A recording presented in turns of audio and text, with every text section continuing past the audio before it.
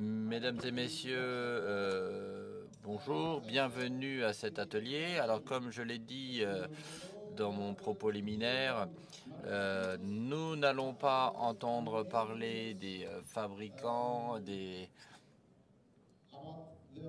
On va demander à des utilisateurs finaux de nous dire ce qu'ils pensent de la machinerie, des véhicules autonomes. On aimerait avoir vraiment le retour des personnes qui utilisent ces machines et j'aimerais qu'on puisse comparer leur vision de façon objective à celle du fabricant. Donc, on va parler du design, de la fiabilité. Enfin bon, pour parler de tout ça, là, j'ai 6 panélistes.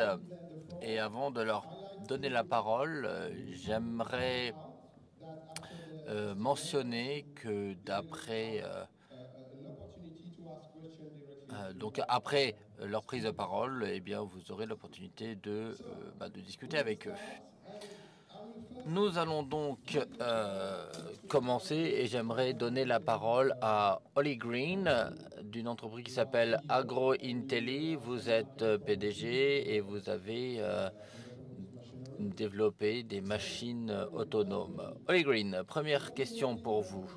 Vous avez travaillé dans les automatismes et la robotique depuis 20 ans, peut-être même plus, je ne sais pas. Pardon. Première question. Pourriez-vous vous présenter, s'il vous plaît? Écoutez, merci beaucoup.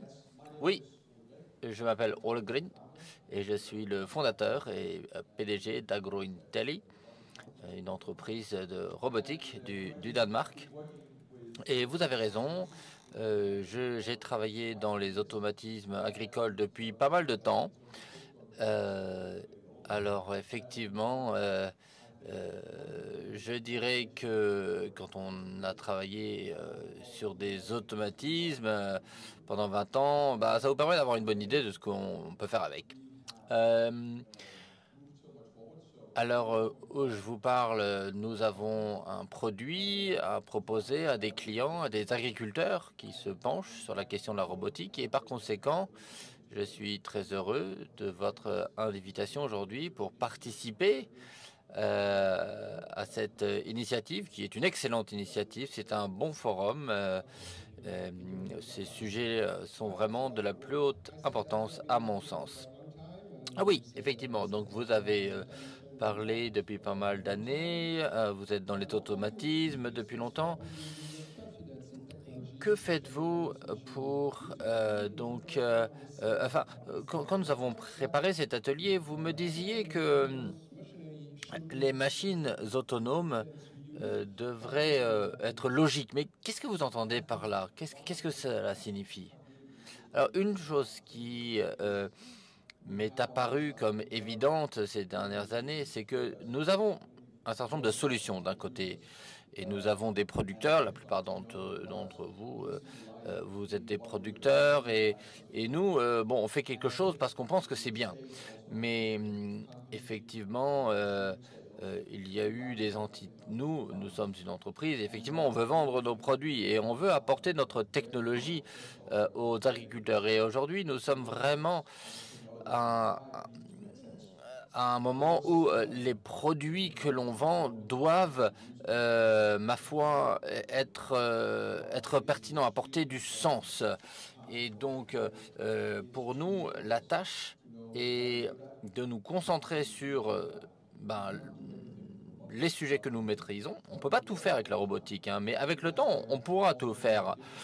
Et encore une fois, ici, nous avons différentes marques qui sont représentées ici. Elles ont leurs forces, leurs faiblesses. Et nous, sur le plan commercial, on doit en être très conscient afin que quand on apporte ces produits aux agriculteurs, on doit être très clair avec eux et leur dire ce qu'ils peuvent attendre de ces machines. D'accord, merci beaucoup. Vous avez dit que nous devons donc nous concentrer, hein. Alors, j'ai une question, hein, ce concept de concentration. Mais cette autonomie, est-ce qu'elle n'apporte pas un poids à l'utilisateur, alors qu'en réalité, elles devraient leur simplifier la vie. Quel est votre avis? Écoutez, je pense que si on veut faire un parallèle, on a pu voir comment les robots laitiers sont arrivés dans les fermes, hein, et on a vu que les agriculteurs ont acheté ces robots pour économiser en main-d'œuvre. Mais en fait, ils ont été déçus parce qu'en fait, la robotique, c'est une autre façon de travailler. Donc, il n'y a pas que l'économie en main-d'œuvre qu'il faut prendre en compte, il y a également la formation. Ils doivent savoir qu'intégrer des robots eh bien, implique une autre façon de gérer ces champs, de travailler ces champs. Et donc notre approche sur le terrain doit être différente si l'on veut tirer un profit maximum de ces robots. Et il faut penser différemment. Et ça, c'est notre responsabilité, c'est la responsabilité des concessionnaires d'être très clairs sur ce fait. Nous proposons cette nouvelle formation, nous expliquons aux gens comment ils doivent changer et dans quelle mesure leur état d'esprit doit changer. Merci infiniment. J'aimerais maintenant donner la parole à Thomas Beach. Vous êtes PDG d'une entreprise qui s'appelle Autonomous Agri. Vous fournissez donc des outils autonomes. Si je ne m'abuse, oui, tout à fait. Je suis ravi d'être ici au FIRA et je suis ravi d'avoir vu toutes ces différentes technologies qui se présentent sur le marché. Alors, la raison pour laquelle j'ai commencé dans cette voie, c'est que j'ai étudié l'agronomie et tous nos professeurs me disaient que les robots sont l'avenir. Les robots sont l'avenir de l'agriculture. Ils arrivent, ils sont là. Et puis moi, je regardais dans les champs sur notre petite ferme au Royaume-Uni, et puis il y en avait nulle part. Je ne voyais pas de robots dans les champs. Et donc ça, c'est quelque chose. Bon, je me suis dit, il faut faire quelque chose.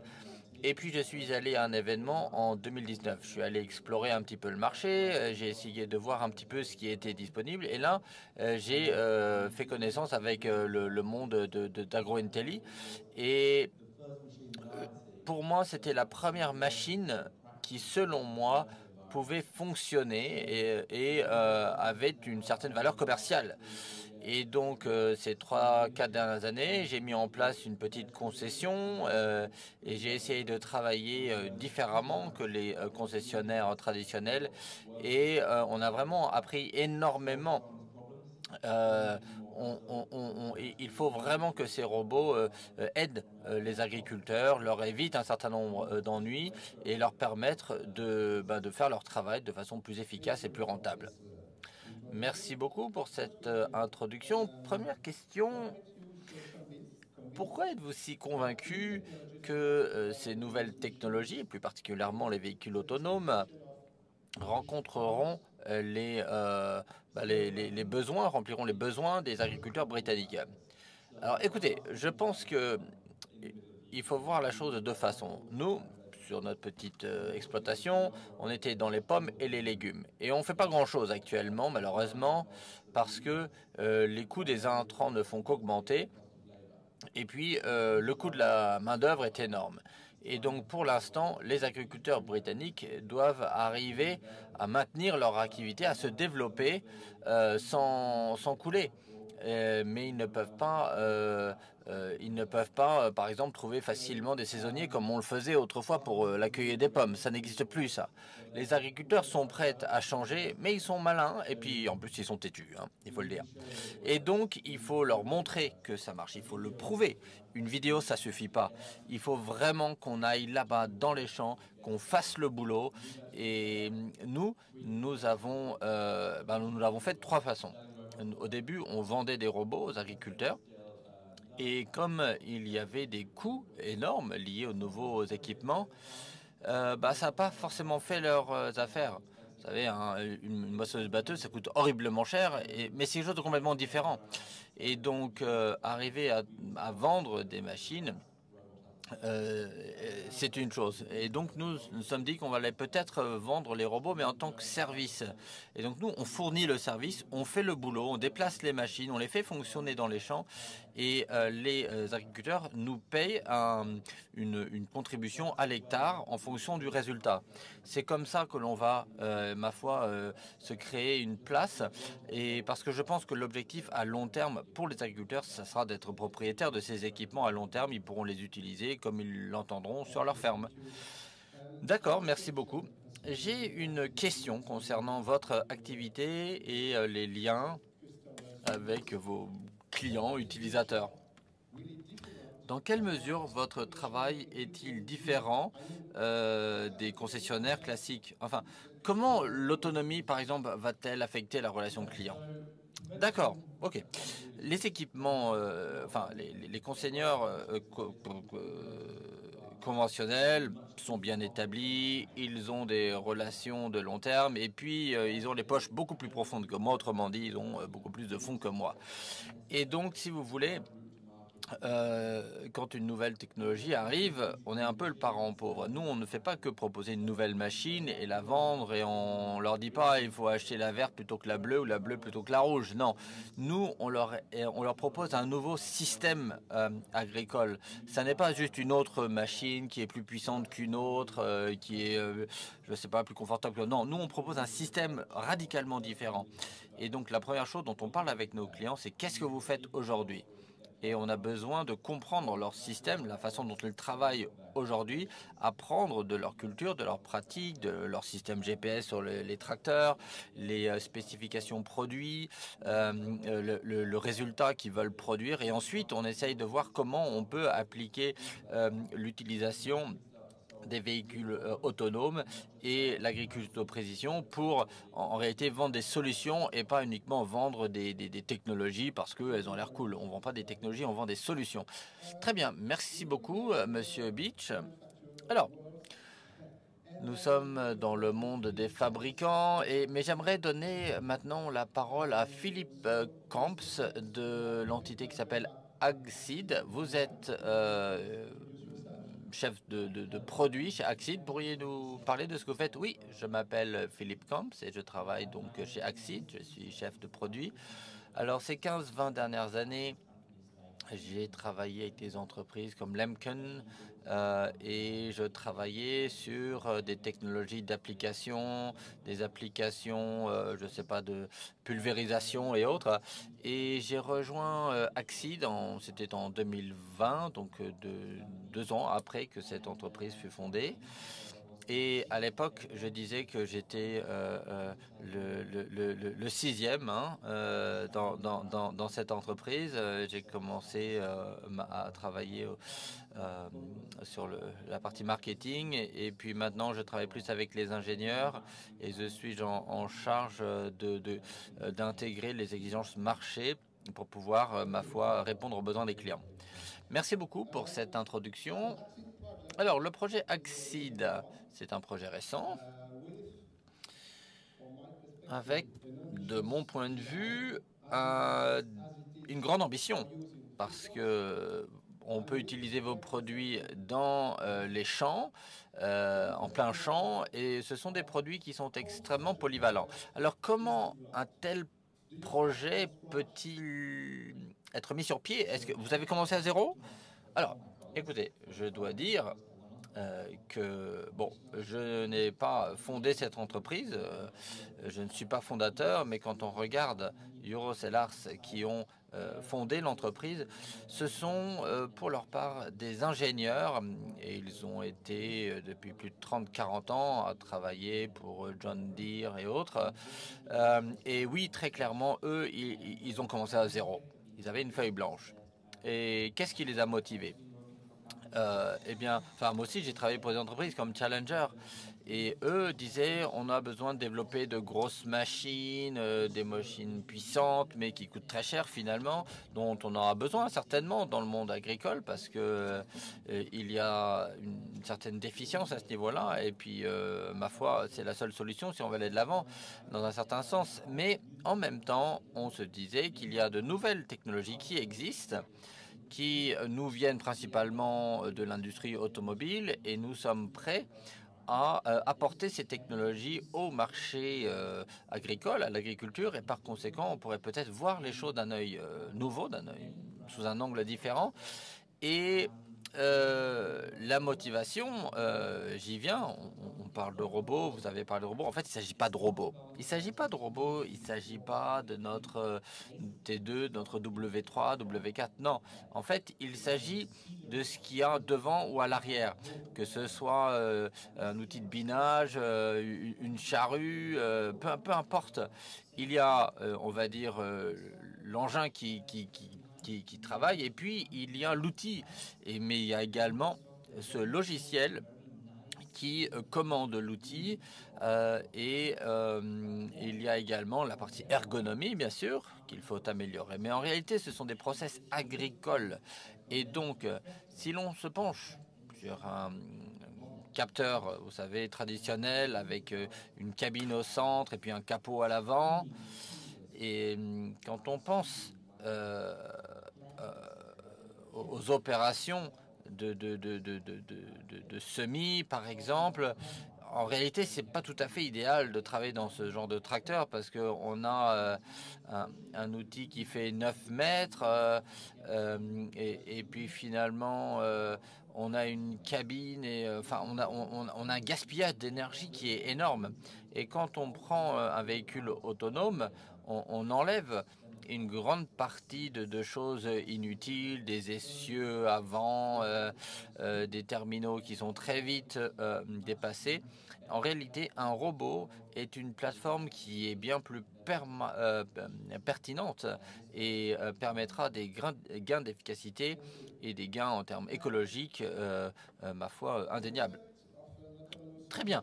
Le concept d'une machine autonome, tel que vous l'avez décrit chez Axid, pour moi, cela implique de changer les pratiques agricoles. Les agriculteurs ont l'habitude d'un certain nombre de machines dites conventionnelles, et je dirais que du point de vue donc de la conception et de la fabrication, comment avez-vous intégré ceci dans la conception de vos machines? Comment dire? Comment prenez-vous soin, comment intégrez-vous les besoins de vos futurs clients dans la mesure où il faut changer tout leur écosystème en réalité? Alors, en fait, je suis pas tout à fait d'accord, hein. On ne change pas le processus agricole. Nous, on veut pas changer ça, si vous voulez. En fin de compte, un agriculteur, pardon, euh, c'est ce qu'il doit faire. Il connaît son boulot. Et c'est ce qu'on a fait ces 30 dernières années. On arrêtait de parler avec le sol, entre guillemets, et avec les plantes, et puis finalement, on a commencé à utiliser des intrants artificiels. Nous ce qu'on veut, on ne veut pas changer le process agricole.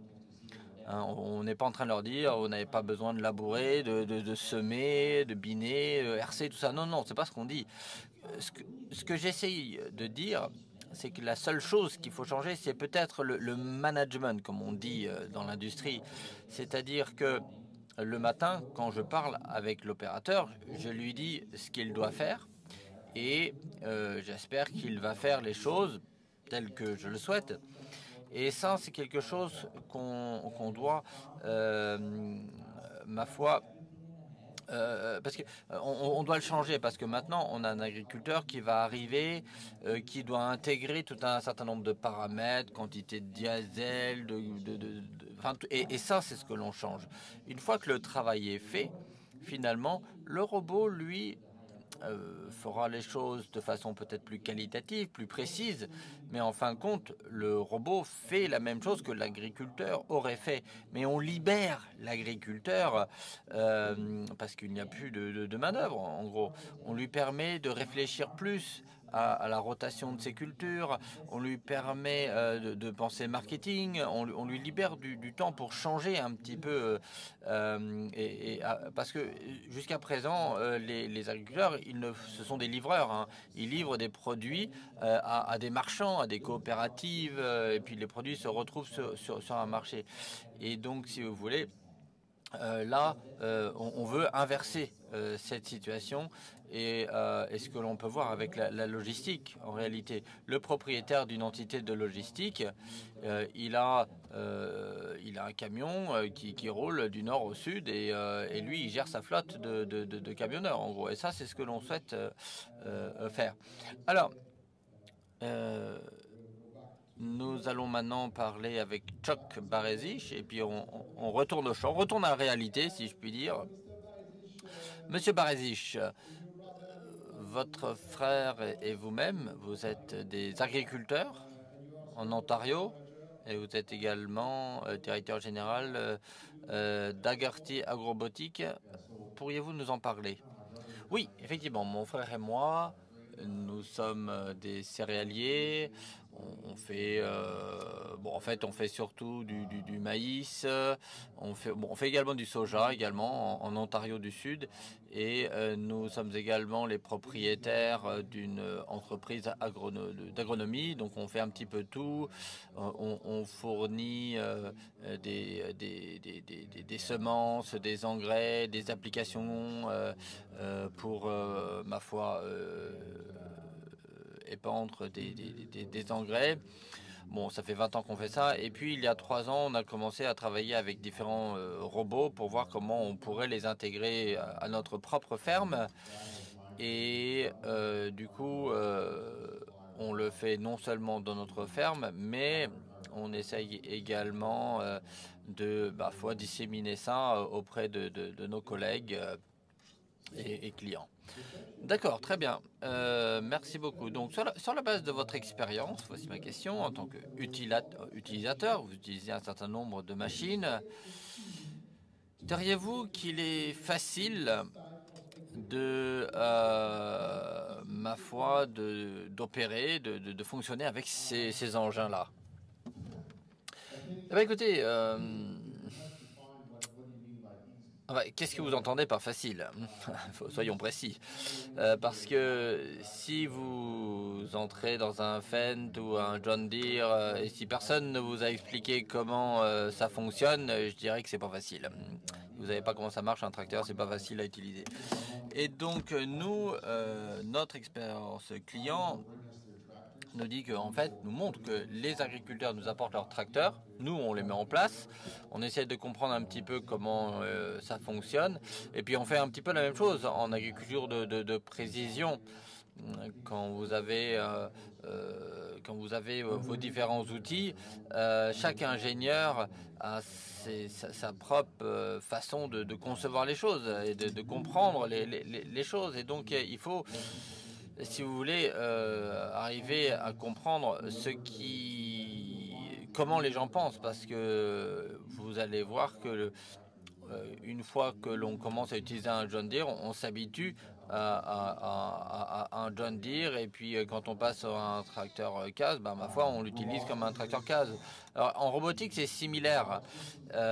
Les systèmes qui sortent, on doit comprendre que de nombreux robots, finalement, en fait, ce ne sont pas des prototypes, mais en fait,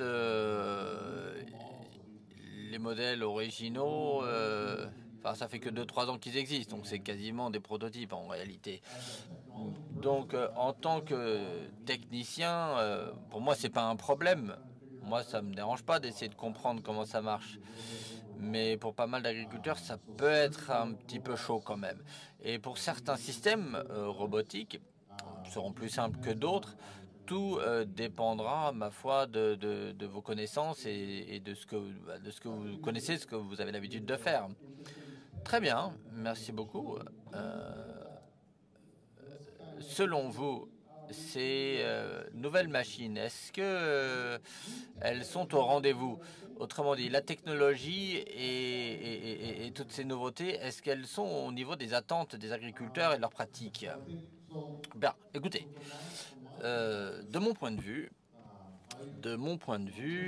alors moi je me débrouille pas mal avec un ordinateur. J'ai fait un petit peu de codage. Bon, je suis pas aussi bon mécano que mon frère, mais je peux démonter une machine et la remonter. Je me débrouille. Bon, de mon point de vue, si vous voulez, je comprends la complexité de ces machines. Et enfin, c'est moi je trouve ça tout à fait fascinant quand on sort un robot de son emballage en gros et qu'on le déplace pour la première fois. C'est intéressant, j'adore ça moi.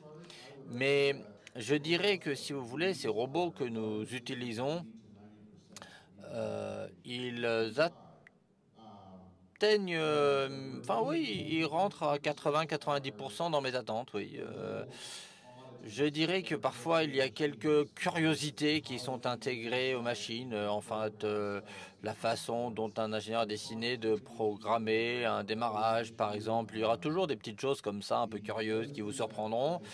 Il y a une autre chose qui est compliquée, c'est que, enfin, nous, on a un robot de chez Raven qui est énorme et très difficile de le déplacer. Il a été mal conçu, on va dire. Il est juste trop gros, en fait. Il est beaucoup trop grand. On a d'autres robots, quand on nous les a livrés, il n'y avait pas de crochet dessus. Et on pouvait pas les monter sur une remorque, par exemple. Enfin, des choses vraiment toutes simples que le fabricant n'a pas vues. Ils savaient que vous aviez une remorque, mais ils vous ont pas simplifié la vie pour mettre votre robot dessus et le descendre. Donc voilà, il y a toujours des petites difficultés comme ça. Mais en tant qu'agriculteur, je dirais que dans une certaine mesure, leurs attentes sont bien plus élevées. Et donc vous aurez des agriculteurs. Eux, ils sortent de leur Fendt ou de leur John Deere et ils sortent d'un petit bijou qui a été fignolé pendant plus de 60, 80 ans parfois. Et donc ils allument le tracteur, tout marche, tout est impeccable, tout. Et donc leurs attentes sont quand même assez élevées.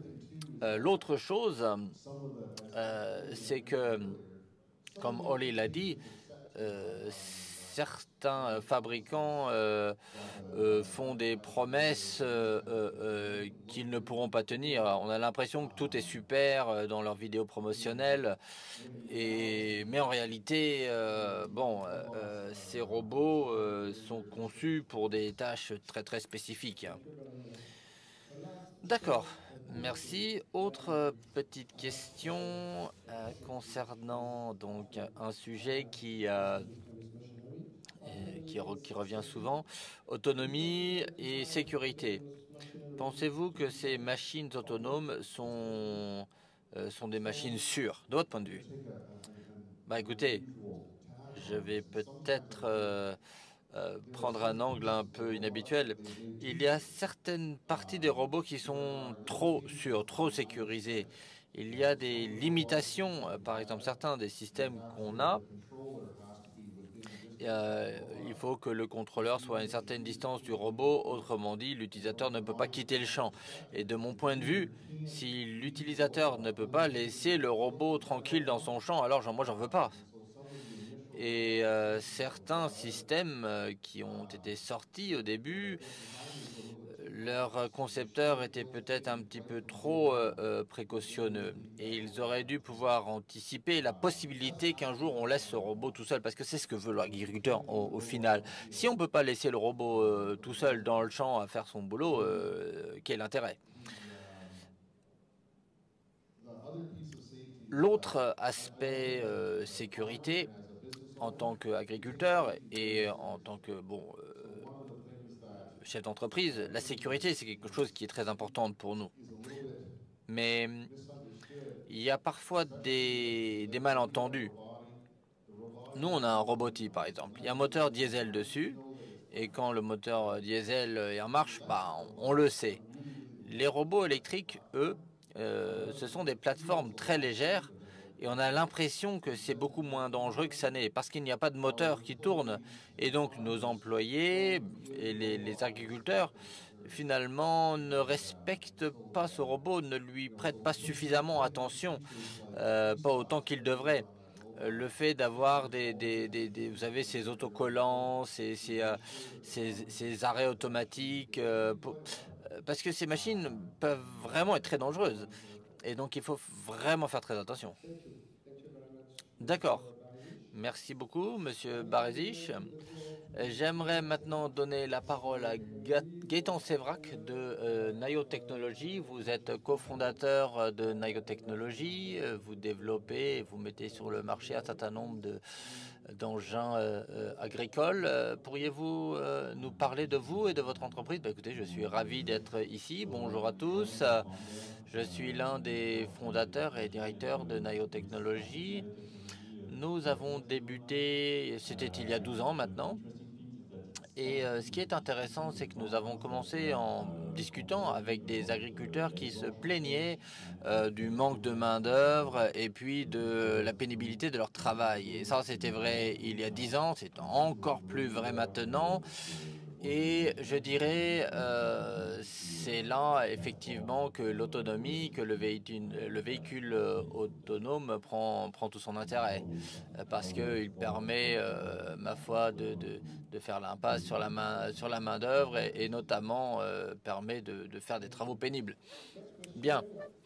Alors, nous avons entendu les utilisateurs nous dire souvent que leurs attentes dans les champs sont que ça soit sûr et facile à utiliser. Comment répondez-vous à ces deux attentes dans la conception de vos machines et n'est-ce pas contradictoire? Écoutez, c'est complexe, mais c'est obligatoire. Et puis, on a eu l'exemple parfait dans la discussion précédente. Il est très facile de concevoir un robot super sûr. On conçoit quelque chose qui s'arrête tout le temps, en réalité. Et ma foi, un robot qui bouge pas dans le champ, c'est extrêmement sûr. On peut également concevoir des robots extrêmement dangereux. On le programme sans aucun système de sécurité et puis il fait le job. Et puis s'il y a quelque chose ou quelqu'un devant, c'est pas grave, il passe à travers. Donc effectivement, ça c'est plutôt simple aussi. Donc le défi, c'est d'arriver à intégrer les deux, faire la part des choses. Et puis il ne s'agit pas que du robot en réalité, hein. C'est vrai pour toutes les machines. Quand vous utilisez votre machine à café, vous n'avez pas à vous prendre une décharge électrique et puis vous êtes content qu'il y ait un minimum de sécurité sur ces machines. C'est vrai pour toutes les machines. C'est juste un petit peu plus complexe pour les robots. Alors comment est-ce que l'on fait? Eh bien, on a des experts qui travaillent dessus et on travaille avec la concurrence, on travaille avec Axema. Il est très important d'avoir cette approche intégrée sur le plan de la sécurité, gardant à l'esprit qu'il faut que le robot puisse être utilisé parce qu'on ne veut pas un robot qui s'arrête en permanence. Donc, il n'y a pas de réponse toute faite. Ce que l'on peut dire, c'est qu'on ne peut pas garantir la sécurité et le fonctionnement en permanence, en tout temps, sous toutes conditions, si vous voulez. Donc il faut être très précis. On va dire, mon robot sera sûr et fonctionnel dans telle ou telle situation. Et il faut être très clair à ce sujet avec les agriculteurs, avec les propriétaires, afin qu'ils sachent quand est-ce qu'ils peuvent utiliser leur robot, quand est-ce qu'ils ne le peuvent pas, quand ils peuvent les utiliser avec ou sans supervision. Et il nous a fallu plusieurs années pour atteindre ce point et je pense que nous sommes désormais en mesure de dire que dans certaines circonstances clairement déterminées, vous pouvez utiliser un robot sans supervision et vous êtes sûr que le robot effectuera les tâches prévues, on va dire à 80-95%. Bien. Alors, sécurité de l'opérateur, c'est important bien sûr. Confiance dans l'autonomie du véhicule. Là, tout dépend bien sûr de la qualité du travail. Ces machines autonomes, et vos machines plus particulièrement, sont-elles en mesure d'être sûres? Est-ce qu'on peut les utiliser en toute sécurité? Est-ce qu'elles sont faciles à utiliser? Et puis, est-ce qu'elles travaillent et permettent de faire un travail de qualité? Alors, je ne vais pas répondre dans le même ordre, mais je dirais que le robot est responsable de son travail. Hein, de même que le conducteur du tracteur est responsable de son travail. Et donc il est très important de pouvoir garantir la qualité du travail. Parce que vous pouvez dire je vais circuler de façon autonome à travers le champ, mais j'ai fait de mal à personne, je n'ai blessé personne. mais par contre, j'ai pas fait ce que je devais faire. Par exemple, j'ai fait un mauvais désherbage. Bon, et du point de vue de l'agriculteur, bah, c'est sans intérêt parce qu'il doit tout refaire derrière. Donc, il faut que le robot, tout d'abord, il ne faut pas qu'il abîme les plants, les cultures, et puis il doit faire le travail qu'on attend de lui. Euh, et, et c'est pour cela que nous devons définir précisément quel type de tâches ces robots peuvent effectuer et dans quelles circonstances, sur quelle culture, afin que l'on puisse évaluer la qualité de travail du robot. Alors c'est un grand défi, mais bon, c'est obligatoire et on travaille tous là-dessus. Et encore une fois, ce robot ne va pas apporter satisfaction à 100% au début. On peut toujours avoir un humain derrière qui contrôle. Et puis finalement, on peut programmer l'ordinateur pour qu'il envoie des alertes quand il y a des doutes. Et toutes ces différentes tâches doivent être intégrées dans, on va dire, le cahier des charges du robot. Parce que finalement, le robot, on l'utilise de l'entrepôt au champ. Quand il n'est pas dans les champs, il doit rentrer au hangar. Et il faut vraiment tout intégrer, du début à la fin, du point de vue de l'utilisateur. Bien, merci beaucoup. I will give the floor to... Je vais maintenant donner la parole à notre dernier intervenant. On va terminer avec le verre de champagne. Alors, bienvenue à Joseph Malfait de chez Mouette. Vous êtes responsable des achats chez Mouette. Alors, bonjour à tous. Joseph Malfait, je suis responsable des achats chez Mouette & Cie. C'est l'entreprise qui est le gestionnaire des vignobles pour LVMH. Nous avons quelques 6500 hectares, alors aussi bien en Australie, en Inde, en Nouvelle-Zélande, au Brésil, en Argentine, en Californie, donc un petit peu partout dans le monde, donc tous les vignobles LVMH. Et nous avons des spécialistes qui conseillent les exploitants, surtout ceux qui a trait à la viticulture. Ma première question, dans un secteur à forte valeur ajoutée, par exemple donc la production du champagne, on peut imaginer que les exigences qualité en termes de processus sont extrêmement élevées. Donc pour les investisseurs, les acteurs premium comme Mouette & Cie, quels sont les critères de décision? Sur quoi basez-vous votre décision d'investissement et d'achat? Alors, à vrai dire, nous avons quantité de difficultés. Quand, par exemple, on décide d'acheter un robot, la première chose qui nous préoccupe, c'est la sécurité. La sécurité de nos employés, parce que nous avons des terroirs sur lesquels il y a beaucoup de pentes, potentiellement beaucoup de vent, et donc c'est parfois dangereux d'y aller en tracteur conventionnel. Donc évidemment, pour un robot, c'est une préoccupation très importante. Le deuxième critère, c'est d'atteindre nos objectifs environnementaux. Donc respect du sol, moins de compactage du sol, réduire aussi la quantité d'intrants que l'on va utiliser sur les vignobles. Et puis, on veut recueillir un maximum de connaissances sur le terrain, donc recueillir des données. Et donc, on a besoin de quelque chose qui soit connecté, par exemple au cloud, pour recueillir les données. Enfin, la dernière chose, c'est la main-d'œuvre, le manque de main-d'œuvre, ou plus précisément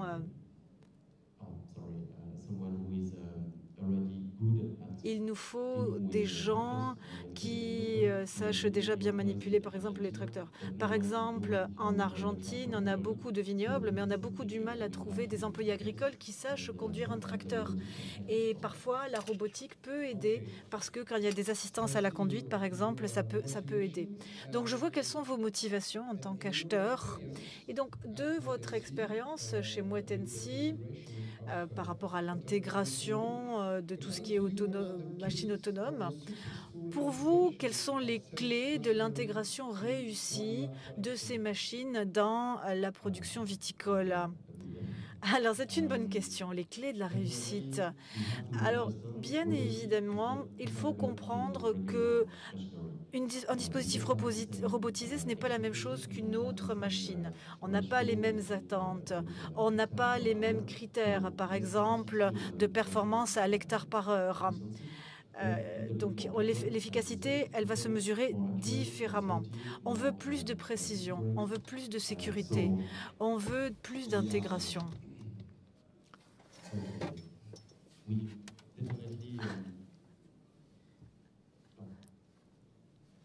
Je peux parler.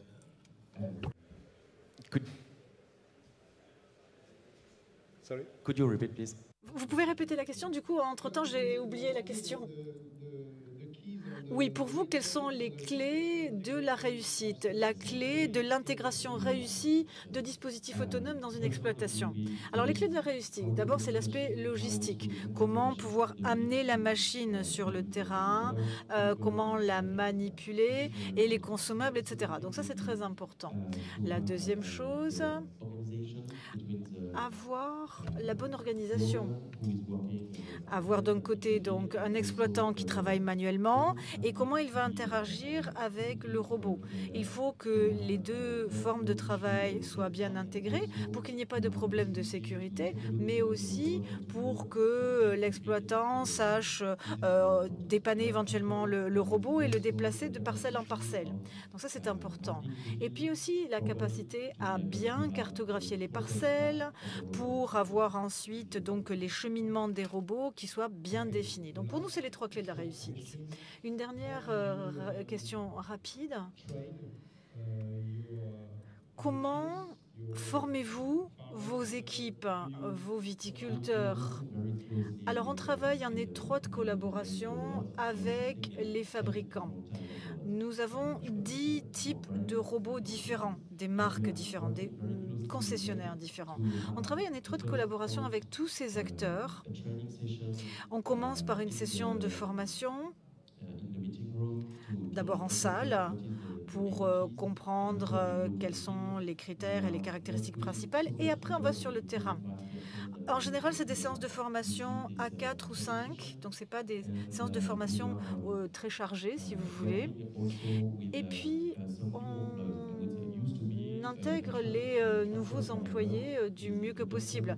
Par exemple, un chauffeur de tracteur, c'est quelqu'un qui va avoir entre 35 et 50 ans. En général, c'est la personne qui va avoir suffisamment d'expérience et on pense que aujourd'hui, on peut aussi recruter des plus jeunes, 20, 25 ans, plus habitués aux nouvelles technologies, aux smartphones, aux télécommandes, au travail à distance. Et nous, ça nous donne la possibilité, du coup, d'avoir des tranches d'âge beaucoup plus larges, si vous voulez. On a un recrutement différent. On peut faire travailler des employés voilà, d'autres générations. Alors, c'était la première question que je souhaitais poser à l'ensemble du panel. Et en pouvant maintenant échanger avec les membres du public, vous pouvez poser des questions et je vais me permettre de poser la première. Peut-être d'abord pour Monsieur Baresic, mais après, tout le monde peut réagir. Alors, il y a un thème pour l'instant qui n'est pas ressorti de nos discussions. Un peu, Monsieur Malfait en a parlé. Les machines autonomes sont souvent présentées par les fabricants comme intéressantes dans le sens où elles vont réduire l'empreinte carbone tout au long du cycle de vie, on va utiliser moins d'entrants, il va y avoir moins de compactage du sol. Donc sur le plan de l'environnement, les fabricants présentent toujours ces machines autonomes comme un bénéfice. Donc ma question pour Monsieur Baresic et Monsieur Beach, de votre point de vue, au plan environnemental, est-ce que c'est un critère pour vous, justement, ces bénéfices supposés pour l'environnement? Quand on parle de durabilité dans les exploitations, la durabilité importante, c'est la durabilité financière. Si vous n'avez pas une exploitation qui est profitable, rentable, tout s'arrête. Donc je pense que c'est la première chose à laquelle il faut penser quand on achète un nouvel équipement, un intrant ou quoi que ce soit pour l'exploitation. Est-ce qu'on va avoir un retour? Après, évidemment, il y a l'aspect environnemental, l'impact sur la planète. C'est vrai que la réglementation va en ce sens, en réduisant le recours aux intrants et par conséquent, ça nous oblige à avoir d'autres solutions et à recourir davantage à des robots autonomes. Quand on regarde les solutions de désherbage, par exemple le désherbage au laser ou autre, on sait qu'actuellement ces robots sont très lents. Et pour avoir l'efficience sur le terrain, pour faire en sorte que justement le retour sur investissement soit convenable et qu'on ait la bonne rentabilité, il faut que le robot soit sur le champ 24 heures sur 24. Alors dans des exploitations, on peut travailler 24 heures sur 24, mais ça ne fonctionne pas tout le temps. Et bien évidemment, on ne peut pas mettre des employés toute la journée sur le terrain. Donc le robot fait partie de la réponse. En Grande-Bretagne, la plupart des leaders de l'industrie, les personnes qui sont vraiment aux avant-postes, les gens qui sont assez visionnaires, je vais dire, essaient de pousser en faveur d'un changement pour qu'il y ait donc à la fois ce côté rentabilité, mais aussi ce côté respect de l'environnement.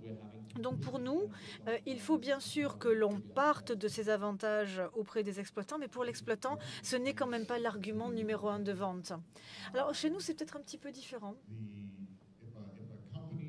Si une entreprise se présente avec une proposition qui ne tourne qu'autour du changement climatique, ça va dégoûter les clients. Les clients vont nous regarder et vont dire, bon, votre robot, qu'est-ce qu'il peut faire? Vous nous parlez que du changement climatique, c'est peut-être juste un outil, une manière pour nous d'avoir des aides du gouvernement. Mais ils ne vont pas vraiment croire à la performance du robot. Donc un argumentaire qui ne reposerait que sur l'argument environnemental ne se vendra pas bien. Alors évidemment, certains agriculteurs sont plus intéressés par le côté écologie que d'autres. Bien évidemment, c'est des arguments qui portent, par exemple, chez les maraîchers, mais dans la viticulture, eux, ils vont avoir potentiellement un intérêt à passer à de l'électrique versus du thermique, ça c'est vrai. Mais ce qui intéresse vraiment le client, c'est de savoir si le robot qu'on lui propose va lui donner un meilleur résultat que ce qu'il obtient à l'instant T avec un travail manuel. En clair, ils veulent savoir, est-ce que ça va réduire le compactage du sol? Est-ce que je vais pouvoir changer certaines pratiques?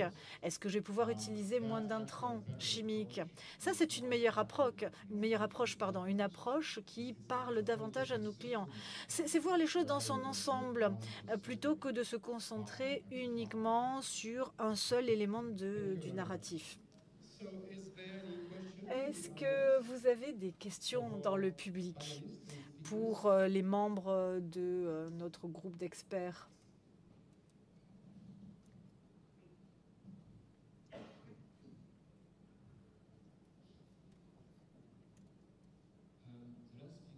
Le dernier conférencier a parlé de changement dans leur ensemble, cette notion holistique qui est très à la mode. Est-ce que vous voyez que l'exploitation, l'agriculture a changé depuis le début, depuis l'arrivée des robots dans les champs? Alors, ce qui est intéressant avec les robots que nous utilisons, aujourd'hui, les exploitants ont une quantité de temps qui leur est comptée. Et c'est vrai que globalement, si on doit changer dans son ensemble la manière dont on exploite, cela nécessite un investissement en temps. Je vais vous donner des exemples.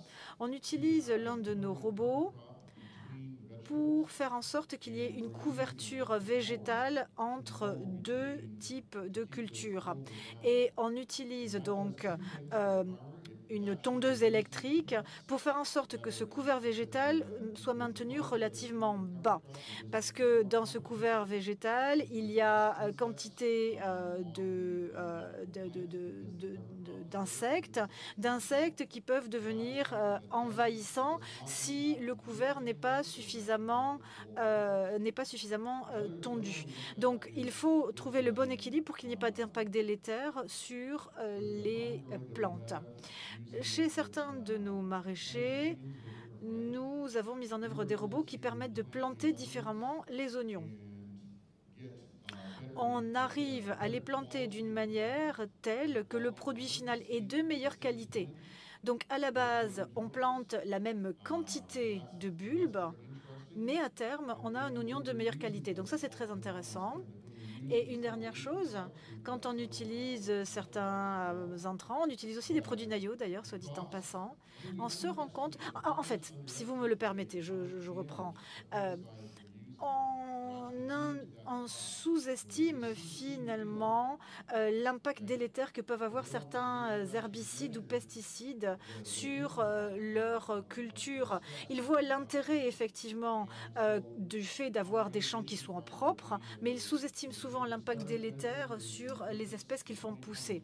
Et donc en 2023, alors on n'a qu'un an de recul, et je sais qu'en termes de données, un an de recul, ça veut presque rien dire, mais on a quand même des données prometteuses. Et on va, dans les 3 prochaines années, continuer de mesurer la diminution des contraintes ou du stress, si vous voulez, sur les cultures, de la réduction d'usage de produits chimiques. Monsieur Kems, vous voulez peut-être réagir? Alors, je voulais ajouter quelque chose. Ça va totalement dans le même sens de ce que nous voyons avec nos clients. Et j'ai 2 exemples. Nous travaillons avec un exploitant qui fait de l'exploitation extensive et intensive de salade. En général, il utilisait 3 outils différents. Il avait d'abord une forme de charrue, et puis une herse, et puis ensuite un dispositif rotatif pour planter. Il utilisait un tracteur qui allait à 6 à 7 km/h pour... finalement, il y avait une espèce de course, tout simplement, entre les 3 tracteurs qui devaient passer de manière consécutive. Aujourd'hui, il a un robot. Et en fait, le robot fait la préparation en profondeur du sol avant le travail de sarclage. Et donc, il commence en fait à faire travailler ce robot à 6 heures du matin. Pardon, à 6 heures du soir, à 18 heures. Il ne travaille qu'à 2 km/h, mais il va travailler toute la nuit. Et ensuite, quand le dispositif suivant arrive, eh bien, le champ est bien préparé. Et plutôt que d'avoir 3 dispositifs qui font la course l'une après les autres, on se laisse le temps de préparer correctement. Même chose, un exemple d'un exploitant, d'un éleveur en Allemagne, 600 têtes de bétail. Et lui, son problème, c'est qu'il n'arrivait pas à ce que le sol soit correctement préparé après la récolte. Eh bien, ce que fait le robot pour lui, il va avoir un porte-outil qui va préparer d'une certaine manière le sol à l'avant, à l'arrière, et derrière il fait passer son dispositif d'ensemencement. Et finalement, l'histoire, c'est de vraiment voir quelles sont les pratiques agricoles, quel est le cycle végétal, et très souvent, ça revient à la bonne préparation du sol. Très souvent, pendant les récoltes, ma première vente, c'est justement la préparation du sol, mais on a très rarement le bon outil qui va permettre à la fois de préparer le sol, mais aussi d'économiser l'apport en eau, etc. Il y a un certain nombre de tâches qui sont des tâches pénibles, ennuyeuses, que l'on peut déléguer à des robots. Et pour moi, c'est la première étape. Donc du coup, je suis tout à fait d'accord avec ce que disaient les collègues. Je trouve qu'il y a vraiment un espèce de boom, en quelque sorte, dans les besoins, tout simplement parce qu'il y a une meilleure analyse des pratiques agricoles. Et en fait, il faut tout simplement améliorer les pratiques de culture en revenant aux fondamentaux. Oui, je voulais aussi ajouter quelque chose. Et ça revient finalement à répondre à votre question. Nos exploitants ont changé leurs pratiques et tout le monde voudrait changer les pratiques. En fait, il ne faut pas prendre les choses à rebours, c'est-à-dire se dire on veut changer nos pratiques donc on met un robot. Non, la robotique va être une des solutions qui aide, mais d'abord il faut avoir une analyse de ces pratiques en amont. Y a-t-il des questions du public? Je vois une main qui se lève. Ah, d'ailleurs, même, je crois que nous avons 3 questions qui se préparent. Merci. Vous avez parlé de la sécurité. La sécurité quand on utilise des robots en plein champ. Est-ce que vous pouvez nous faire part de certains cas et surtout comment vous vous préparez à la survenue éventuelle d'un accident? Qu'est-ce que vous faites de manière proactive? Et notamment en termes de responsabilité, est-ce que les choses sont bien définies? Parce que c'est vrai que quand on a quelqu'un qui conduit un engin, la responsabilité, elle est quand même rapidement déterminée. Quand vous avez un engin autonome dans le champ, ça peut être certainement plus difficile que de déterminer la responsabilité de chacun. Quand on adopte des robots dans son exploitation, est-ce qu'il faut envisager d'avoir des parcelles qui soient clôturées pour éviter, par exemple, que viennent des piétons, des personnes qui viendraient sur votre exploitation? Alors, vous savez, moi, je vais dans un pays où il n'y a pas de clôture, et c'est le cas aussi dans d'autres endroits du monde. Nous, dans le cadre de notre politique avec les clients, tout simplement, c'est contractualisé. Les clients signent un contrat. Ils doivent d'abord suivre un cours que nous dispensons et il faut qu'ils assument une part de la responsabilité en cas d'accident. Donc, ils assument une part de la responsabilité pour ce que va faire le robot ou la machine. Ce que l'on fait aussi avec nos clients, c'est qu'ils n'ont pas le droit de modifier la machine. C'est nous qui avons le droit de modifier, mais sinon ils doivent les utiliser en l'état. Donc tout ce que nous faisons comme changement en tant qu'entreprise ne vient pas modifier l'équipement original. Donc quand il y a robotique, quand il y a Nayo ou d'autres qui nous livrent en robot, on ne vient pas changer les caractéristiques fondamentalement. Parce que moi je trouve que à chacun son métier. L'exploitant fait son travail. Vous savez, mon père, il lui manque 4 doigts parce que il n'a pas utilisé les équipements de la manière qu'il était censé, faire. Et on a tous ces histoires quelque part dans notre propre histoire. Donc on explique bien que les robots, etc., doivent être utilisés en l'état, non modifiés. On met aussi un affichage, un très large affichage, très visible, où on explique que des robots sont en opération. Parce que finalement, le danger principal, c'est la curiosité. Les gens, ils veulent voir « Ah, mais c'est quoi ces trucs dans le champ ?» Bon, alors donc nous, on met des grands affichages sur lequel on met un QR code et le QR code les amène vers un site internet. Comme ça, ils voient des vidéos, ils voient les vidéos des robots en fonctionnement et ils n'ont pas besoin de s'en approcher dans le champ de nos exploitants. À partir de 2024, on va aussi mettre en place un poste de pilotage à distance. On va pouvoir piloter à distance à partir d'un QG central, si vous voulez. Et donc, évidemment, nous aurons un technicien qui regardera cette flotte de robots et qui s'assurera que personne n'est entré sur une parcelle et ne cherche à interférer avec le fonctionnement du robot. Autre chose à quoi on doit penser. Vous savez, ici, tout le monde n'est pas sur un pied d'égalité. Vous savez, c'est pas la même chose quand on a un robot et vous savez quand on a des termitières qui sont dans des exploitations forestières. Si vous le savez, les termitières, ça va à fond la caisse de nuit et franchement, il n'y a personne qui vérifie s'il va y avoir des interférences avec des piétons. Donc vous savez, la question des robots, c'est quand même très rare que vous ayez quelqu'un qui tout d'un coup va passer dans le champ de fonctionnement d'un robot sans le voit.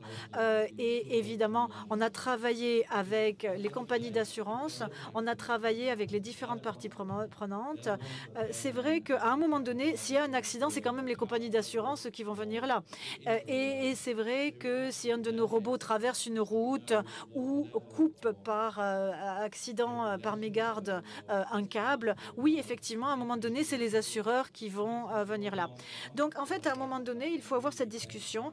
Quand un dégât potentiel peut faire l'objet d'une police d'assurance par les compagnies d'assurance, pour nous, c'est quand même un bon critère. Après, il y a la question de responsabilité. Mais je pense que c'est très important de ne pas attendre que par magie, à un moment donné, il y a une réglementation qui arrive et qui règle toutes les questions. Il faut travailler avec les acteurs et notamment les acteurs du monde de l'assurance.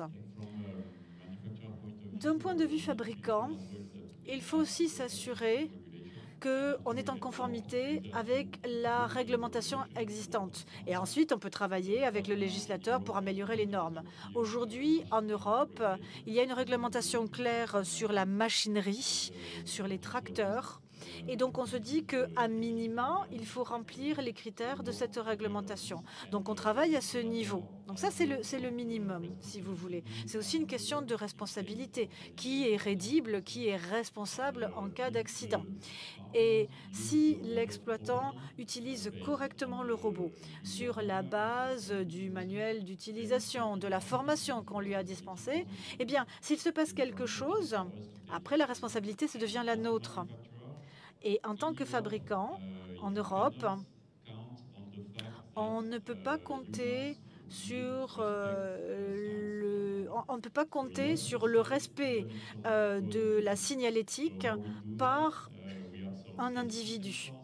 Donc, on ne peut pas compter dessus. Et donc, par conséquent, on met des capteurs et on doit prouver la fiabilité des capteurs. Ça peut être des capteurs physiques super standards, des pare-chocs, mais aussi, à un moment donné, quand on a des lasers, il faut que le laser soit capable de faire la distinction entre une plante, un arbre et un humain. Donc, il y a beaucoup de travail, beaucoup de travail. Tous les fabricants ont travaillé à différentes solutions. Et puis, on travaille ensemble, bien sûr, à améliorer, voire créer des normes qui aillent dans le bon sens. Mais c'est une question très importante. Et pour être donc vraiment clair, il est possible aujourd'hui en Europe de respecter la réglementation actuelle et de pouvoir ensuite avoir des machines 100% autonomes, mais ce n'est pas facile. Il faut prouver tout avec un dossier, notamment d'analyse des risques. Alors oui, c'est une question qui est très très importante, mais c'est aussi là que l'on voit le début d'une maturité dans cette industrie.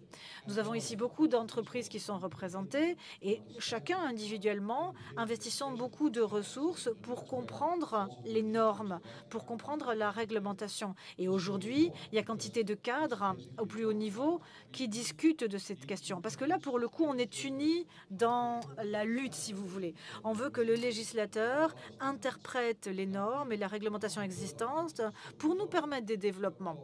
Alors, bien évidemment, en tant que fabricant, nous avons nos produits, nous avons des assurances. Nos clients ont la possibilité aussi de s'assurer pour couvrir les risques. Parce qu'aujourd'hui, on a une documentation très globale qui garantit le fonctionnement de nos produits. Et on a aussi une réglementation très touffue sur les tracteurs. Mais je suis d'accord avec ce qui a été dit à l'instant. Au départ, les premiers robots qui sont arrivés sur le marché il y a 5 ou 8 ans étaient peut-être beaucoup trop sûrs, si vous voulez. C'est-à-dire qu'on a fait preuve de tellement de prudence qu'on a été prudent à l'excès. Et on ne voulait certainement pas être le fabricant du robot qui allait être le premier à avoir un accident. Mais les accidents sont inévitables. Simplement, on doit faire tout ce qui est en notre pouvoir pour éviter qu'un tel accident survienne. Néanmoins, c'est inévitable. Et plus il y aura de robots, et plus la probabilité d'accident augmentera. Donc il faut parler, il faut former de manière à réduire ce risque au minimum. Oui, et en plus, en 2016, on a eu une question de sécurité. On a demandé à un fabricant, dont je tairai le nom, de s'assurer que la machine soit sûre. Mais elle ne l'était pas et on n'a plus pu l'utiliser dans le champ parce que du coup, elle était trop sûre. Il y avait trop de capteurs. La moindre branche, la moindre feuille la faisait s'arrêter. Donc, c'est une question qui est vraiment délicate et pas facile à gérer pour les fabricants. Et donc, en plus de l'affichage en Champagne, dans les champs où nous utilisons des robots et à proximité d'une servitude. Dans certains cas, vous savez, voilà, il y a des robots qui vont faire leur demi-tour et qui vont empiéter sur une servitude ou sur un chemin de campagne. Donc, on travaille à une solution où il y ait une clôture immatérielle, c'est-à-dire que le robot s'arrête sur le chemin au cas où il y aurait un individu qui traverse sa trajectoire. Aujourd'hui, vous parlez de cas d'usage. Je suis très curieux du temps pendant lequel le robot est réellement en exploitation et le temps pendant lequel il n'est pas en exploitation. Parce que pour nous, en tant qu'exploitants, il faut vraiment savoir quel est le temps d'exploitation réel et quel est le temps pendant lequel le robot finalement est certes dans le champ mais n'y fait rien. Ça a beaucoup changé finalement en peu de temps. En 2021, si je ne m'abuse, ça a été la livraison des premières machines en Grande-Bretagne. C'est vrai qu'il y avait beaucoup de temps pendant lequel le robot n'était pas en fonctionnement. Ce n'était pas à cause du robot, c'est parce qu'il fallait apprendre comment gérer le transfert des données, la connectivité, la délimitation des parcelles, etc., etc. Donc c'était ça qui causait essentiellement les temps d'arrêt. Maintenant, nous avons des services d'entretien.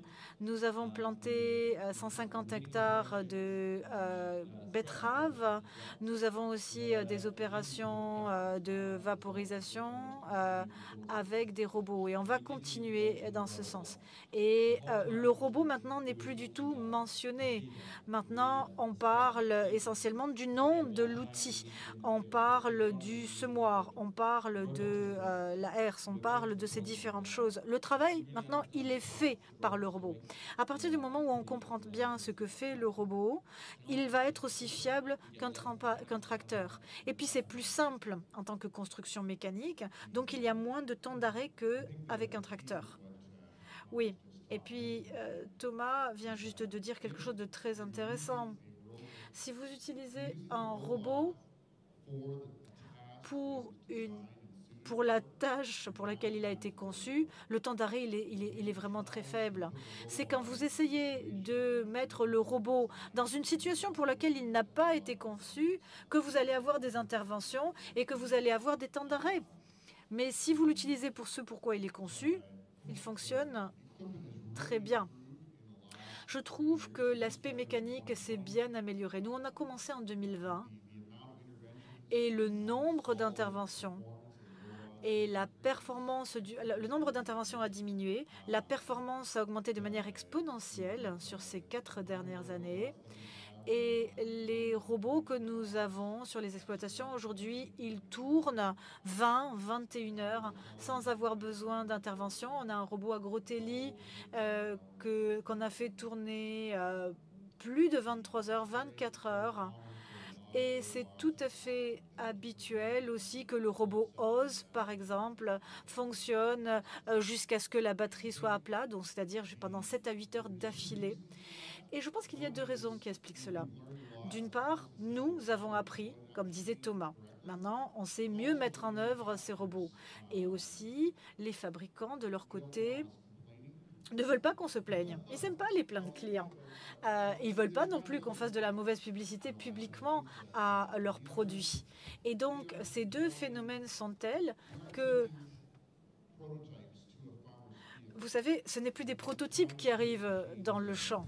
On prend des machines qui sont déjà des produits commercialisés et commercialisables. Et à ce titre, c'est ce qui explique que nous avons beaucoup moins de temps d'arrêt.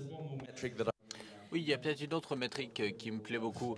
Nous ne parlons pas ou ne travaillons pas au nom de Barrow. Mais je dois dire qu'une chose a été intéressante dans leur présentation, c'est qu'ils mesurent leurs échecs par kilomètre. Et maintenant, ils mesurent leurs kilomètres par échec. Et je trouvais que ce point de vue était assez intéressant. Oui, la plus grande partie des problèmes sur nos machines, c'était des problèmes de sécurité. Je dirais que 60% des problèmes, c'était des problèmes de lidar, capteurs ultrasons.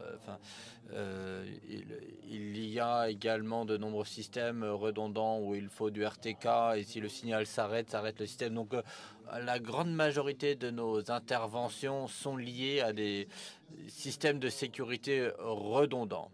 Donc ça n'est pas la pire raison au monde, j'allais dire. Bon. Oui, une autre question, s'il vous plaît.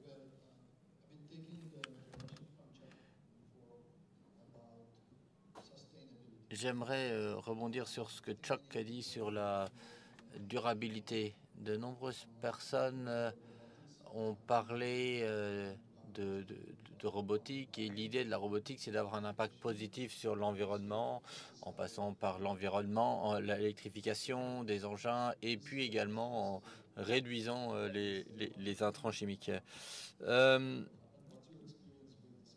Qu'est-ce qui se passe selon vous? Que va-t-il se passer une fois que le client passe à des systèmes électriques?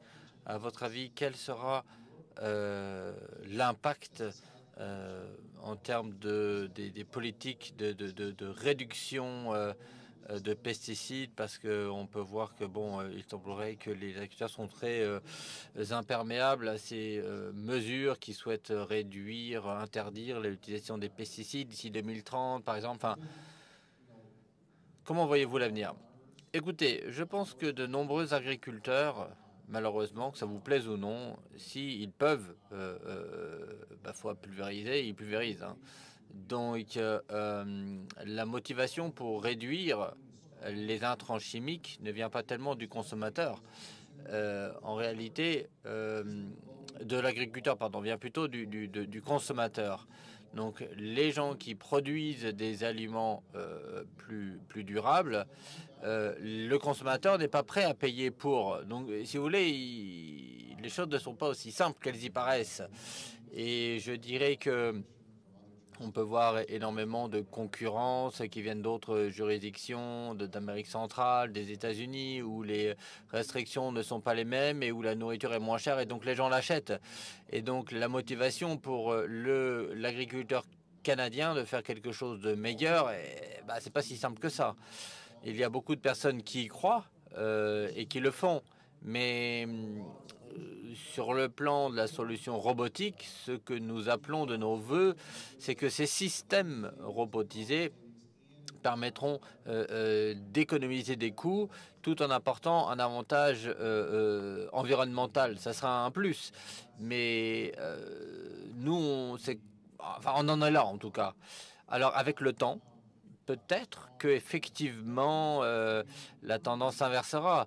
D'autant plus si l'on peut prouver, si l'on peut mesurer cet avantage, si on peut vraiment le prouver, si on a des éléments tangibles, solides pour convaincre le client.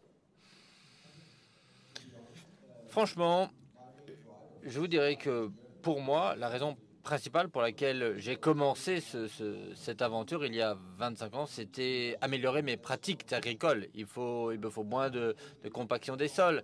C'est pour ça qu'en tant qu'agriculteur, je suis allé sur cette voie. Mais ça n'est pas tellement la durabilité, c'est un business. Hein. Et le problème, c'est que si vous ne pouvez pas vendre vos cultures avec un bénéfice, ça va être très compliqué. Et donc, vous avez beau avoir plein de posters et expliquer tout ce que l'on peut faire avec les robots. Aujourd'hui, le grand argument et ce que les agriculteurs recherchent, c'est pallier le déficit en main-d'œuvre. Donc, il faut trouver des solutions. Ce que je vois comme avantage du côté de la robotique, c'est qu'effectivement, on pourra faire les choses mieux et moins cher en termes de durabilité et de façon plus fiable également. On peut proposer par exemple le désherbage laser, mécanique. Ce sont des choses qui sont peut-être plus efficaces grâce au robot. Mais le robot n'est qu'un moyen, ça n'est pas une fin. Et ça, il faut arriver à le prouver. et c'est peut-être un avantage supplémentaire, mais à l'heure où je vous parle, on ne parle pas de cela avec les clients. C'est pas pour ça que les clients achètent. Donc, j'espère que avec le temps, la situation changera. On pourra expliquer que c'est bon pour le portefeuille et c'est bon pour l'environnement. Oui, en termes de durabilité, écoutez, nous, on voit tout à fait que les solutions robotiques font partie de la solution pour atteindre cet objectif de 2030, de réduire la quantité de produits chimiques d'ici de 50%. Et effectivement, on arrive à collecter des données, donc on peut être plus précis dans nos pulvérisations et dans nos traitements. Et donc effectivement, grâce à cela, on pourra peut-être réduire les intrants. Je dirais également que, étant donné le changement climatique, la fenêtre de tir va également se réduire. Donc la robotique sera peut-être quelque chose qui deviendra pertinent et nous permettra d'atteindre ces objectifs. Et aujourd'hui, j'ai un exemple. Au Brésil, nous avons 2500 mm de pluie par an. Donc je vous laisse imaginer toutes les maladies qu'on peut avoir dans les villes. Mildiou, oïdium, ce sont deux maladies très, très compliquées. Et grâce à la robotique et grâce à d'autres solutions, eh bien, on arrive à aller beaucoup plus tôt dans les champs parce que les robots sont plus légers, plus petits, et donc on peut pulvériser bien plus tôt après la pluie. Et donc, ce sont des solutions que la robotique peut fournir et la robotique donc fait partie de la solution. Alors oui, j'aimerais terminer une chose où j'aimerais être très clair, c'est que quand je parle d'objectifs durables et d'adoption, ce genre de choses, ça c'est pour les autres. Enfin, il y aura toujours ces 10% de premiers qui vont adopter en premier les solutions parce qu'ils voient les avantages à long terme. Mais ça ne déplace pas le curseur en termes agricoles. 10%, c'est rien. Et donc, il faudra, si l'on veut vraiment que cette courbe d'adoption atteigne une majorité d'agriculteurs qui embrassent la robotique et les technologies durables, alors bon, enfin sinon de toute façon les agriculteurs vont attendre d'être forcés de le faire. Ils attendront la législation pour changer. Bon, il nous reste quelques 5 minutes pour les ultimes questions. Oui, bonjour. J'ai une question liée aux agriculteurs et la résistance que vous avez constatée dans l'utilisation des robots. On peut voir que les industriels ont ces scénarios où on voit les robots qui fonctionnent et qui réalisent des tâches spécifiques. Bon, c'est très bien, mais comment est-ce que vous gérez cela au quotidien avec les agriculteurs et est-ce que vous avez constaté une résistance de leur côté parce qu'ils doivent opérer des changements dans leur ferme pour mieux intégrer les robots? Merci. Écoutez, on voit énormément de résistance parce qu'on n'a pas vendu 10 000 robots pour l'instant. On a fait pas mal de salons, on fait des démonstrations. Il y a 3 ans, on avait un robot. L'an dernier, on en avait 18. Cette année, on sera près de 30 robots déployés. On a l'impression que c'est une super croissance pour une entreprise, mais franchement, ça ne représente pas grand-chose. Une grande partie de la résistance que l'on peut voir, ce sont les process que les agriculteurs appliquent aujourd'hui, fonctionnent plutôt bien. Et vous savez, il y a cet adage qui veut que le mieux est l'ennemi du bien. Et donc, dans la mesure où ce que vous faites aujourd'hui fonctionne, eh ben, les gens sont un petit peu, n'ont pas trop envie de prendre des risques pour faire mieux que le bien. Et le problème, d'autant plus qu'on n'est même pas sûr que ce mieux arrivera. Et dans la mesure où il vient à grands frais, on y pense à 2 fois. Maintenant, si un agriculteur décide d'adopter ces méthodes de robotique, il va falloir qu'il change complètement sa façon de travailler. Il doit investir dans la technologie, former son personnel et complètement réorganiser ses pratiques agricoles. Et donc, qu'est-ce qui se passe? Si l'entreprise robotique fait faillite, qu'est-ce qui se passe? C'est un risque énorme pour cet agriculteur. Et ça, c'est toujours à son esprit. Il décide de choisir, il décide de changer toute la façon dont il travaille pour s'adapter à une robotique et que 3 ans plus tard, l'entreprise n'existe plus. Ils doivent revenir en arrière. Et qu'est-ce qu'ils font? Ils se retrouvent gros gens comme devant. Et les agriculteurs comprennent très bien qu'il y a des générations de connaissances derrière eux. Et puis en agriculture, on ne peut pas juste arriver, se pointer comme ça et puis décider, moi je vais faire comme ça et aller contre tout le monde. Ça ne fonctionne pas. Vous ne pouvez pas juste sortir votre robot et puis expliquer à l'agriculteur, vous avez tout faux, il faut changer. Ça n'est pas si simple que ça. Et on ne peut pas juste montrer une vidéo YouTube, on ne peut pas juste faire une présentation vidéo, il faut sortir, il faut aller les voir encore et encore, leur expliquer que ça vaut le coup et que mais oui, écoutez, je suis d'accord à 100% à tout ce que vous dites, c'est un gros travail pour nous autres entreprises de robotique de convaincre les gens. Mais il y a une chose très spécifique qui arrive souvent et franchement, la seule façon que l'on peut faire, c'est... allez, vous êtes à la table avec un agriculteur. Pour la première fois, deuxième fois, troisième fois. Vous le convainquez, vous arrivez à le convaincre de tout, meilleure pratique, moins de travail, et puis vous en arrivez au prix. Et puis le gars, il dit, moi, je prends un Fend qui a 5 ans. Franchement, il reste encore une valeur résiduelle parce qu'il y a un marché d'occasion. Et vous, votre entreprise... Elle n'existe pas, enfin elle a 5, 10, 15 ans peut-être. Et qu'est-ce qui se passe? Vous allez vous faire racheter par John Deere. Et finalement, la seule solution, on compare votre robot à un tracteur, quand bien même ça n'a rien à voir. Et donc, effectivement, là, il est très difficile. Et du coup, les gens vous disent, je suis désolé, il n'y a pas de valeur résiduelle à vos machines. Alors, je ne dis pas que ce que vous dites, c'est faux. Et je ne dis pas qu'il faut qu'on arrête d'essayer de vendre des robots. Mais je dis qu'avec certains agriculteurs, c'est une réalité. Effectivement. Et c'est pour cela que nous, en tant qu'entreprise, ce que nous, on fait pour les robots les plus chers, c'est qu'on les loue, en fait. On a choisi de prendre ce risque résiduel. Et voilà. Il a fallu faire ça parce que de toute façon, il n'y a pas moyen de faire autrement. Oui, et nous, on fait exactement la même chose.